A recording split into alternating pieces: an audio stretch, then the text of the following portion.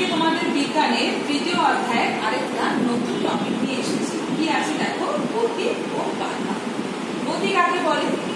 আচ্ছা, আগের ক্লাসে তোমরা পড়েছিলে বিভিন্ন বল সম্বন্ধে। কি কি ছিল? টানা বল, ধাক্কা বল, উছানো বল, ঘেরা বল, বিভিন্ন বল সম্বন্ধে তোমরা আগের ক্লাসে পড়েছি। আজকে আমরা পড়ছি গতি ও বাধা। গতি কাকে বলে? আমরা সবাই জানি কোনো বস্তুর উপর বল প্রয়োগ করলে কি বস্তুটি এগোতে থাকে। কিভাবে এগোয়? সরলরেখা বরাবর এগোয়। তাহলে একেই বলা হচ্ছে বস্তুর গতি। কোনো বস্তুর উপর বল প্রয়োগ করছি, বস্তুটা এগোচ্ছে, এটাই হচ্ছে বস্তুর গতি। এবার গতি বললে সব জায়গায় কিন্তু বস্তুর গতি সমান হয় না। যেমন দেখো, তোমরা মাঠে ফুটবল খেলছো, ফুটবলটাকে তোমরা ফুটবলে ঠিক পাচ্ছ, ফুটবলটা খানিকটা গিয়ে থেমে যায়। কিন্তু ওই ফুটবলটাকে তোমরা যদি মসৃণ জায়গার ওপর মারো, যেমন ধরো রাস্তায়, পিচ ছাড়া রাস্তায় যদি ফুটবলটার ওপর কিক মারো, দেখবে মাঠে যতটা গেল ফুটবলটা তার থেকে পিচ ধারা রাস্তায় আরো একটু বেশি যাবে। কেন?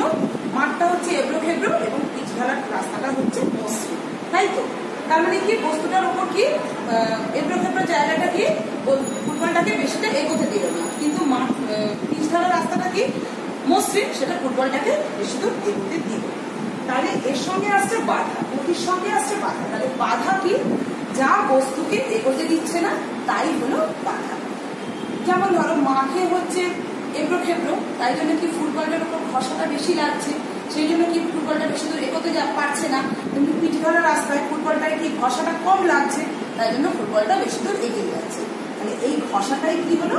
ঘর্ষণ বল। তাহলে কি বুঝলাম? ঘর্ষণ বল কি এবড়ো খেবড়ো জায়গায় বেশি থাকে আর মসৃণ জায়গায় ঘর্ষণ বল কম থাকে। ঘর্ষণ বল কাকে বলে? যে বল কোনো কিছুর গতিপথে বাধা সৃষ্টি করে তাকেই বলা হয় ঘর্ষণ বল। যেমন কি ফুটবলটাকে মাঠে যখন কিক মারলাম, মাঠটা এবড়ো খেবড়ো, সেখানে ঘর্ষণ বলটা বেশি ছিল, তাই জন্য ফুটবলটা বেশি দূর এগোতে পারেনি। সারা রাস্তায় কি মসৃণ ছিল, সেখানে ঘর্ষণ বলটা কি কম ছিল, তাই ফুটবলটা অনেক দূর এগিয়ে গেছে। তোমরা বাড়ির মেঝেতেও করতে পারো। দেখবে বাড়ির মেঝেতে তোমরা ধরো একটা পেন বা একটা পেন্সিল বা কিছু একটা ছিঁড়ে দেবে, দেখবে অনেক দূর চলে যাবে।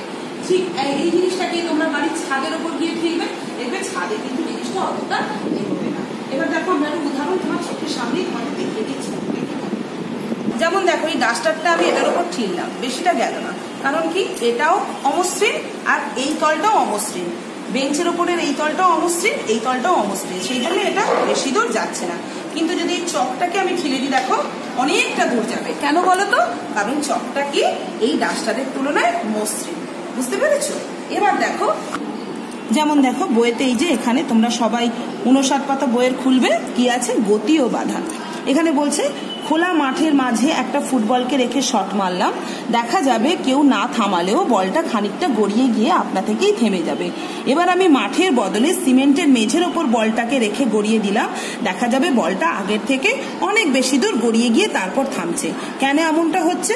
এর কারণ হলো মাটির ওপর দিয়ে গড়িয়ে যাওয়ার সময় বলটা যতটা বাধা পেয়েছে তার চেয়ে অনেক কম বাধা পেয়েছে সিমেন্টের মেঝের ওপর দিয়ে গড়িয়ে যাওয়ার সময়। তাই সিমেন্টের মেঝের ওপর অনেকটা বেশি সময় ধরে বল গড়িয়ে যেতে পেরেছে। তাহলে কাকে বলা হচ্ছে বস্তুর গতি? কোনো বস্তুর ওপর বল প্রয়োগ করলে বস্তুটি সরলরেখা বরাবর চলতে থাকে, একেই বলা হয় বস্তুর গতি। এই যে এখানে বলছে দেখো, মাঠ সিমেন্টের মেঝের মতো সমতল নয়, এবড়ো খেবড়ো। এবড়ো খেবড়ো জায়গার উপর দিয়ে চলার সময় বেশি ঘষা খাচ্ছে, আর যত ঘষা খাচ্ছে বলের গতি ততই কমে আসছে। তাহলে এখানে কি বলতেই পারি আমরা? ঘর্ষণ হলো এক ধরনের বাধা। এই যে ঘষা খাচ্ছে সেটাই হলো ঘর্ষণ, তাহলে এটা কি এক ধরনের বাধা। যে বল এই বাধা তৈরি করে তাকে আমরা বলি ঘর্ষণ বল। ঘর্ষণ বল কাকে বলে? যে বল কোনো কিছুর গতিপথে বাধার সৃষ্টি করে তাকে বলা হয় ঘর্ষণ বল। এবার দেখো একটা উদাহরণ, তোমরা একটা ডাস্টার নেবে, ডাস্টারটাকে স্কুলে এই যে তোমাদের এখানে ডাস্টারের পরীক্ষাটা আমি এখানে তোমাদের করে দেখালাম।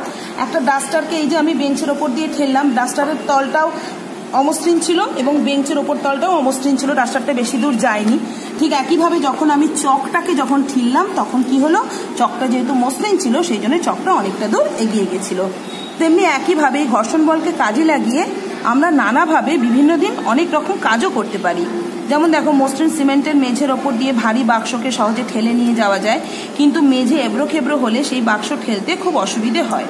এই ঘর্ষণ বাধার জন্যই দেশলাইয়ের বাক্সে বারুদ মাখানো কাঠি ঘষে আগুন জ্বালানো সম্ভব হয়। ঘর্ষণজনিত বাধা না থাকলে মই বেয়ে আমরা উঠতেই পারতাম না। দেওয়ালে ঠেস দিয়ে মাটিতে মই রাখা সম্ভব হয় শুধুমাত্র এই ঘর্ষণের কারণে। এইগুলি থেকে জানা যায় ঘর্ষণ বলের যেমন অসুবিধা আছে তেমনি সুবিধাও আছে। এই অবধি পড়া তোমরা দাগ দিয়ে নাও। ভালো থেকো।